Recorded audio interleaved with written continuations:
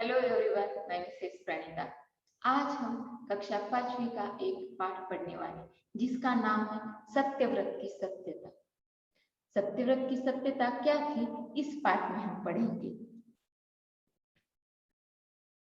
सत्यव्रत नाम का एक लड़का अपने माता पिता के साथ समुद्र के किनारे रहता था। उसकी माता बहुत ही धर्मपरायण महिला थी, अर्थात ईश्वर पर विश्वास रखने वाली, हमेशा सच्चाई पर राह पर चलने वाली महिला थी। उसने सत्यव्रत को भी सच्चाई का पाठ पढ़ाया था। सत्यव्रत एक आज्ञाकारी लड़का बन गया। आज्ञाकारी का अर्थ होता है आज्ञा का पालन करने वाला। सत्यव्रत के पिता धर्मा समुद्र में मछली पकड़ने का काम करते थे, अर्थात वो मछुआरे थे। मछलियां पकड़ना उनका काम था।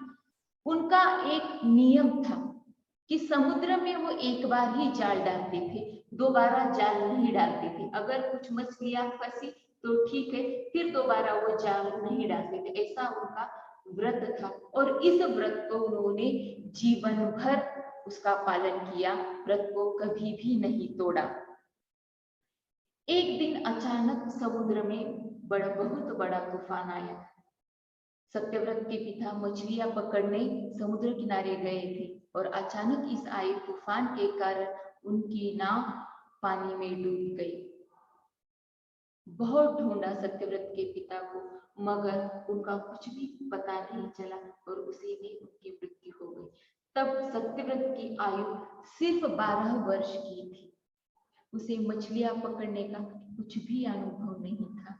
अचानक आए इस संकट के कारण सत्यव्रत की माता को चिंता होने लगी कि अब उनकी गृहस्थी, अब उनका घर का खर्च कैसे चलेगा। सत्यव्रत अपने पिता के साथ कभी कभी मछलियां पकड़ने जाता था। छोटी सी उम्र थी, पिता के साथ जाता था, मगर उसे अनुभव नहीं था।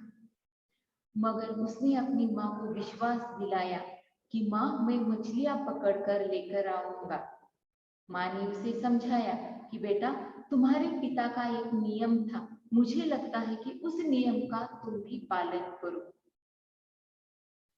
तुम्हारे पिता के उस व्रत को तुम्हें भी निभाना चाहिए। आज नहीं तो कल तुम मछलियां पकड़ना सीख ही जाओगे, मगर तुम्हें हिम्मत नहीं हारनी चाहिए।